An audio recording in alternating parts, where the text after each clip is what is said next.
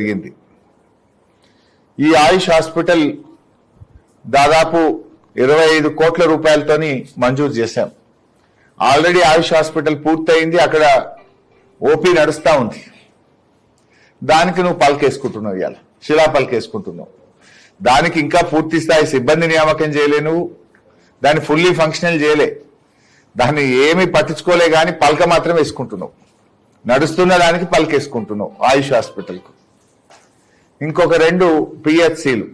ఆ రోజు నేను ఆరోగ్య శాఖ మంత్రిగా ఉన్నప్పుడు వాగవతల గ్రామాల్లో కూడా ఒక ఆసుపత్రి ఉండాలి, అక్కడ ప్రజలకు ఆరోగ్య కేంద్రం ఉండాలని చెప్పి ఒక ప్రైమరీ హెల్త్ సెంటర్ను గట్లమల్యాల గ్రామంలో 1,43,00,000తో మంజూరు చేసి పూర్తి కూడా చేశాం. ఎన్నికల కోడ్ రావడం వల్ల నేను ప్రారంభం చేయలేదు. ఆల్రెడీ డాక్టర్ అపాయింట్ అయినరు, అది ఫంక్షనల్ ఉంది, ఆ ఊర్లో నడుస్తున్నది, దానికి పలికేసుకుంటున్నాం. మరొకటి మా మున్సిపల్ చైర్మన్ మంజులా రాజనర్స్ గారు కోరితే అర్బన్ ప్రైమరీ హెల్త్ సెంటర్ ఒకటి టౌన్ లో మంజూరు చేశాం. 1,43,00,000 రూపాయలతో urban primary health centre sanction చేసిన, ఆ రోజు ఆరోగ్య మంత్రి గారిని శాంక్షన్ చేసిన, అది నిర్మాణం అయిపోయింది, దానికి పలికేసుకుంటున్నాం. ఈ 4 పనులు ఆనాడు ఆరోగ్య శాఖ మంత్రిగా నేను మంజూరు చేసి పనులు పూర్తి చేస్తే పలకలేసుకుంటున్నాడు. అంతకుమించి నువ్వు చేసింది అయితే ఏమీ లేదు. ఆయిల్ పామ్ ఫ్యాక్టరీ పెద్దలు కేసీఆర్ గారి ఆశీస్సులతో మొక్కలు గాని, ఫ్యాక్టరీ గాని, కాళేశ్వరం జలాలు గాని అన్ని కేసీఆర్ గారి ఆశీస్సులతో ఆనాడు మా ప్రభుత్వం చేసిందే. ఇకపోతే జిల్లా జైలు 78 కోట్ల రూపాయలతో ఒక అద్భుతమైన జైళ్లు సిద్దిపేటలో నిర్మించాం. మేము ఆలయాలు నిర్మించాం, విద్యాలయాలు నిర్మించాం, రిజర్వాయర్లు నిర్మించాం, రహదారులు నిర్మించాం, ఆసుపత్రులు నిర్మించాం, జైలు కూడా నిర్మించాం. ఆ రోజు నా ఆలోచన ఏముండే అంటే, ఆర్డీఓ ఆఫీస్ దగ్గర జిల్లా జైలు ఉంది, ఆ స్థలము మున్సిపాలిటీకి ఇవ్వాలని, భవిష్యత్తులో మున్సిపాలిటీ పెరుగుతూ ఉంది కనుక మున్సిపల్ ఆఫీస్ సరిపోతలేదు, అక్కడ ఒక మంచి షాపింగ్ కాంప్లెక్స్, మున్సిపల్ ఆఫీస్ కూడా ఎక్స్టెన్షన్ కట్టాలని చెప్పి, జిల్లా జైలు కూడా సరిపోక అప్పుడప్పుడు ఖైదీలను కరీంనగర్ కు, చెర్లపల్లికి పంపుతా ఉన్నారు అని నేను కేసీఆర్ గారి దృష్టికి తీసుకుపోయి 78 కోట్లు జైలుకు మంజూరు చేయించాం. అసలు ల్యాండ్ దొరకలేదు. అప్పుడున్న మా ఎన్సాన్పల్లి సర్పంచ్ గారు, ఎంపీటీసీ గారు వాళ్ళందరినీ పిలిచి బతిలాడి, అప్పుడున్న ఎంఆర్ఓ, ఆర్డీఓ, కలెక్టర్, మా సూడా చైర్మన్ రవీందర్ రెడ్డి, వీళ్ళందరం కూడా కష్టపడి ఆ 30 ఎకరాలు అక్కడ భూమిని సేకరించి మేము జిల్లా జైలుకి ఇచ్చాం. ఆ భూసేకరణకు ఎంతో కష్టపడ్డాం. 30 ఎకరాల భూమి సేకరించి మేము ఆ జిల్లా జైలుకి ఇచ్చి 78 కోట్లు మంజూరు చేయించి కట్టించింది మేము, శిలాపలకేసుకుంటున్నది మీరు. సరే, ఆ జైలు నిర్మాణంలో ఆ రోడ్డు కూడా లేకుండా దానికి రోడ్డు వేయించినాం, భూసేకరణ చేసినాం, నిధులు మంజూరు చేసినాం. ఇప్పుడు 2 ఏళ్ళైంది అది పూర్తయి. 2 ఏళ్ల నుంచి నువ్వు రాక, ఇనాగ్రేషన్ కు టైం ఇయ్యాక 2 ఏళ్ల తర్వాత నువ్వు అది కూడా నరమెట్టలు కూర్చొని దానికి ఆన్నే పలికేసుకుంటున్నావు. ఆ పలక తెచ్చి ఫిట్ చేసుకుంటావు. సరే చేసుకో, నాకేమీ జలసీ లేదు. నువ్వు ముఖ్యమంత్రి చేసుకుంటే చేసుకో, దానికేం అభ్యంతరం కూడా లేదు. కానీ శ్రమ ఎవరిది, పలకం ఎవరిది అనేది నేను చెప్పే ప్రయత్నం చేస్తున్నా. శ్రమ ఎవరిది, శిలాఫలకం ఎవరిది? ఇలా ఆయిల్ పామ్ ఫ్యాక్టరీ అయినా, జిల్లా జైలు అయినా, ప్రైమరీ హెల్త్ సెంటర్లు అయినా, ఆయుష్ హాస్పిటల్ అయినా, టిఎస్ఎంఐడిసి సెంట్రల్ డ్రగ్ స్టోర్ అయినా, ఇవన్నీ మా ప్రభుత్వ హయాంలో మంజూరు చేసి పూర్తయినాయి. అండర్ గ్రౌండ్ డ్రైనేజ్ కూడా మా ప్రభుత్వమే ఇచ్చింది. ఆ రోజు ఆర్థిక శాఖ మంత్రిగా దీని ఎక్స్టెన్షన్ కోసం కూడా నేనే ఆ రోజు ప్రతిపాదనలు తయారు చేసి ఫైనాన్స్ డిపార్ట్మెంట్ నుంచి అమృత్ స్కీమ్ లో ఫేజ్ 2 కింద కేంద్ర ప్రభుత్వానికి ప్రతిపాదనలు పంపాం. అన్ని లెటర్లు ఉన్నాయి. ఆ రోజు పంపిన డిపిఆర్ గాని, నా లెటర్ గాని, నేను మంత్రిగానే ఆ రోజు తయారు చేసి పంపినటువంటి అన్ని డాక్యుమెంట్స్ కూడా నా దగ్గర ఉన్నాయి. అవసరమైనప్పుడు బయట పెడతా. అన్ని పంపించి extension of under ground drainage కూడా మేం మంజూరు చేసిందే. దానికి కూడా నువ్వు సరే, మీ ప్రభుత్వం వచ్చినాక కేంద్రం క్లియర్ చేస్తే దానికి పలికేసుకుంటున్నావు, అభ్యంతరం లేదు, వేసుకోండి. కానీ నేను అడగదలుచుకున్నది ఏంటంటే, ఇలా కనబడ్డ దేవుడి మీద ఎలా ఒట్టు పెట్టినావు నువ్వు. రైతు రుణమాఫీ 15 ఆగస్టు కల్లా పూర్తి చేస్తానని మా కొమరెల్లి మల్లన్న మీద ఒట్టు పెట్టినావు, మా ఏడుపాయల అమ్మవారి మీద ఒట్టు పెట్టినావు, మా మెదక్ చర్చి మీద ఒట్టు పెట్టినావు. మరి ఈ రోజుకు రుణమాఫీ పూర్తి కాలేదు.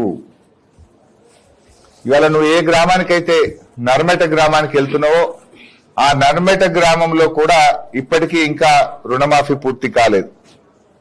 ఇవాళ మా నర్మెట గ్రామంలో గాని సిద్దిపేట నియోజకవర్గంలో చూసినట్టయితే ఇప్పటికీ 22,819 మంది రైతులకు 300 కోట్ల రూపాయల రుణమాఫీ బకాయి పడ్డవు. దేవుని మీద ఒట్టుబెట్టి రుణమాఫీ చేయకుండా రైతుల్ని మోసం చేసినటువంటి మోసగాడు రేవంత్ రెడ్డి. నువ్వు ఇవాళ సిద్దిపేట నియోజకవర్గంలో 300 కోట్ల రూపాయల రుణమాఫీ పెండింగ్ లో ఉంది. దేవుళ్ళ మీద ఒట్టుబెట్టి చెప్పినావు. సిద్దిపేట పాత బస్టాండ్ కాడ మీటింగ్ పెట్టినప్పుడు కూడా రుణమాఫీ పూర్తి చేసుకునే వస్తా సిద్దిపేటకు అన్నావు. మరి ఏ మొహం పెట్టుకొని వస్తున్నావు? అయిందా రుణమాఫీ? ఒక నర్మెట గ్రామంలోనే ఎంతమంది ఉన్నారు శ్రీకాంత్? ఎంతమందికి కావాలి అని ఒక క్వశ్చన్ అడిగిన. 350 మందికి ఒక నర్మెట గ్రామంలో ఎక్కడైతే ఆయిల్ పామ్ ఫ్యాక్టరీ ఉందో ఆ గ్రామంలోనే ఇంకా 350 మందికి రుణమాఫీ కాలేదు. సిద్దిపేట నియోజకవర్గంలో 22,819 మందికి కాలేదు. మా నియోజకవర్గంలో రుణమాఫీ అయింది 48%, కానటువంటి రైతులు 52%. దేవుడి మీద ఒట్టుబెట్టి రుణమాఫీ చేయని రేవంత్ రెడ్డిని ఏమనాలో నాకైతే అర్థం కావట్లేదు. సో చెయ్యి, రుణమాఫీ చేయమని నేను కోరుతా ఉన్నా. 3 పంటలకు రైతు బంధు ఎగ్గొట్టినావు. మరి ఏ పంటకు రైతు బంధు ఇస్తున్నావు? ఇప్పుడు రేపు ఇస్తా అన్నావు, సంతోషం, ఇవ్వండి. కానీ మీరు 3 పంటలకు రైతు బంధు ఎగ్గొట్టారు. 2024-25 ఖరీఫ్ ఎగ్గొట్టినారు. రబీలో 3 ఎకరాల వరకే ఇచ్చారు. ఇప్పుడు ఈ పంట రబీకి కూడా ఇంతవరకు రైతు బంధు రాలేదు. మరి 3 పంటలకు మీరు రైతు బంధు ఎగ్గొట్టారు. ఏ పంటకు రైతు బంధు ఇస్తున్నారు? దయచేసి 3 పంటలకు కూడా ఇచ్చిన మాట ప్రకారంగా, జీవో ప్రకారంగా బకాయి పడ్డ 3 పంటల రైతు బంధు నిధులు విడుదల చేయాలని చెప్పి రైతుల పక్షాన, రాష్ట్రంలోని అందరూ రైతుల పక్షాన, మా సిద్దిపేట రైతుల పక్షాన డిమాండ్ చేస్తా ఉన్నా. మూడోది, కాంగ్రెస్ మేనిఫెస్టోలో, బడ్జెట్ ప్రసంగంలో పంటల బీమా చేస్తామని ఊదరగొట్టారు. 2.5 ఏళ్ళైంది, పంటల బీమా అయిందా? పంటల బీమా చేయపోతివి. వడగళ్ల వాన వల్ల, తుఫాను వల్ల నష్టపోయిన రైతులకు ₹1 ఆర్థిక సాయం చేయలేదు.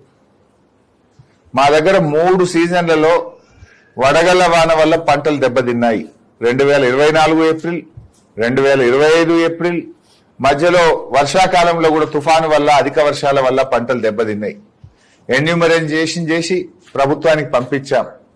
ఈ వడగళ్ల వానతో నష్టపోయిన సిద్దిపేట రైతులకు, రాష్ట్ర రైతులకు కూడా తక్షణమే నిధులు విడుదల చేయాలని రైతుల పక్షాన నేను డిమాండ్ చేస్తా ఉన్నా. దేవుడి మీద ఒట్టుబెట్టి రుణమాఫీ మాట తప్పినావు.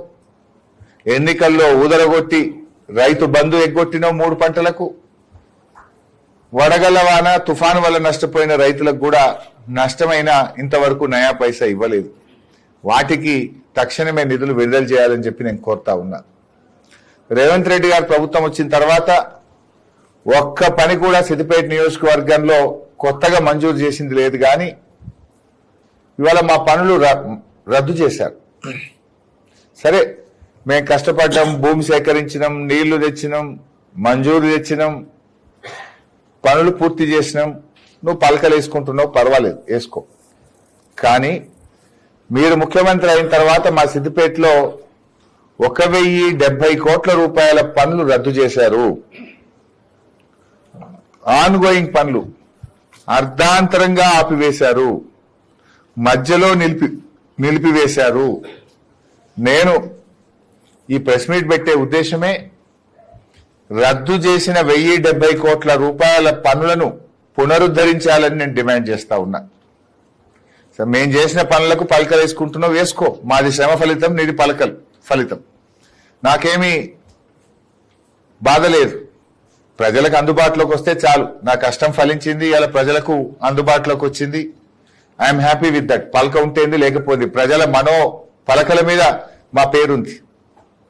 శిలాపలకం మీద నీ పేరు ఉండొచ్చు, కానీ ప్రజల మనోఫలకల మీద ఇది ఎవరు కట్టిండ్రు ఆయిల్ పామ్ ఫ్యాక్టరీ అంటే హరీష్ రావు గారు, బీఆర్ఎస్ ప్రభుత్వం, కేసీఆర్ గారని ప్రజల మనోఫలకల మీద మా పేరుంది. శిలాఫలకాలతో నాకు వచ్చేది లేదు, పోయేది లేదు. కానీ నా ఆవేదన ఏంటంటే ఆనాడు బీఆర్ఎస్ ప్రభుత్వం మంజూరు చేసిన 1,070 కోట్ల రూపాయల పనులు మీరు రద్దు చేశారు. అర్ధాంతరంగా పనులు నిలిపివేశారు. తిరిగి వాటిని పునరుద్ధరించాలని నేను డిమాండ్ చేస్తా ఉన్నా. ప్రభుత్వ వెటర్నరీ కాలేజ్ ఆగిపోయింది. రంగనాయక్ సాగర్ టూరిజం ప్రాజెక్టు ఆగిపోయింది. కోమచ్చెరు శిల్పారామం అర్ధాంతరంగా ఆగిపోయి ఆ పనులు మిమ్మల్ని వెక్కిరిస్తా ఉన్నాయి. సిద్దిపేట నియోజకవర్గ ఔటర్ రింగ్ రోడ్ పనులు ఆగిపోయినాయి. తోర్నాలలో బీఎస్సీ అగ్రికల్చర్ ఆఫీస్ యొక్క భవనం ఆగిపోయింది. కాలేజ్ బిల్డింగ్ ఆగిపోయింది. బీఎస్సీ అగ్రికల్చర్ కాలేజ్ బిల్డింగ్ పనులు ఆగిపోయినాయి. మిట్టపల్లిలో ఎస్సీ గురుకుల రెసిడెన్షియల్ కాలేజ్ పనులు ఆగిపోయినాయి. మా స్పోర్ట్స్ స్టేడియం పనులు ఆగిపోయినాయి. 2 టౌన్ పోలీస్ స్టేషన్ భవనం, 3 టౌన్ పోలీస్ స్టేషన్ భవనం, సిద్దిపేట ఇల్లంతకుంట 4 లైన్ రోడ్, సిద్దిపేట కిష్టాపూర్ రహదారి, అదేవిధంగా మల్టీపర్పస్ ఆడిటోరియం, ఇక్కడే బ్లాక్ ఆఫీస్ చౌరస్తాలో integrated veg non veg market. ఈ పనులన్నీ మీరు రద్దు చేసినారు. ఈ పనులలో కొన్నిటిని మీరు కొడంగల్కి ఎత్తుకపోయారు. సిద్దిపేట వెటర్నరీ కాలేజీ కలెక్టరేట్ పక్కనే హెలికాప్టర్లకు వెళ్ళి చూడు, పిల్లర్లు నిన్ను ఎక్కిరిస్తాయి. అర్ధాంతరంగా ఆగిపోయిన పనులు నిన్ను ఎక్కిరిస్తాయి. అది సగం పనులు అయినాక ఆ కాలేజీని నువ్వు కొడంగల్కి ఎత్తుకపోయినావు. ఇది ఒక ముఖ్యమంత్రికి చేసే పనే? ఏ మొహం పెట్టుకుని సిద్దిపేట వస్తున్నావు? నేను మీ వెటర్నరీ కాలేజీ సిద్దిపేటలో రద్దు చేసి కొడంగల్కి ఎత్తుకపోయినా చాలా గొప్ప పని చేసినా అని చెప్పడానికి వస్తున్నావా? మీ రంగనాయక్ సాగర్ టూరిజం ప్రాజెక్ట్ ఆపేసిన, మీ రింగ్ రోడ్ ఆపేసిన, మీ బీఎస్సీ అగ్రికల్చర్ కాలేజ్ బిల్డింగ్ రద్దు చేసిన, ఎస్సీ మహిళా రెసిడెన్షియల్ గురుకుల పాఠశాల భవన నిర్మాణం ఆపేసిన, మీ స్టేడియం పనులు ఆపేసిన, మీ 3 టౌన్ 2 టౌన్ పనులు ఆపేసిన, మీ చిన్న కోడూరు అల్లిపూర్ ఇల్లంతకుంట 4 లైన్ రోడ్ పనులు ఆపేసిన, ఇవన్నీ నేను చేసిన గొప్ప ఘనకార్యాలని చెప్పడానికి వస్తున్నావా?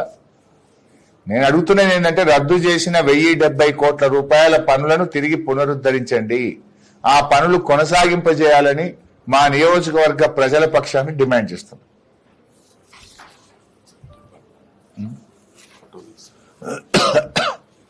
తర్వాత